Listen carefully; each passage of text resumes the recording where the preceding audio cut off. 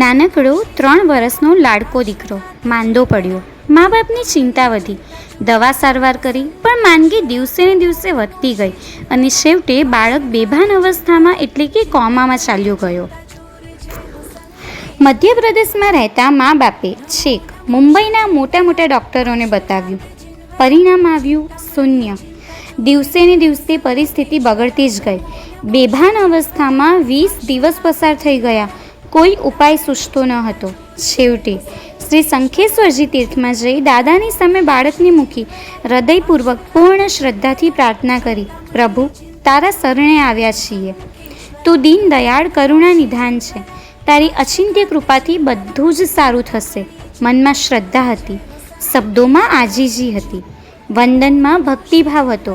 ગદ દિલથી કરેલી પ્રાર્થના અવશ્ય ફળે જ. કૃપા સિંધુ પાસે ખોળો પાથરીને બેઠા હતા અને 3 કલાક પછી બાળકે આંખ ઉઘાડી. તે ભાનમાં આવતો ગયો. માતા પિતા તથા સ્વજનોના આનંદનો પાર ન હતો કે બાળક ઉઘરી ગયો, બાળક બચી ગયો.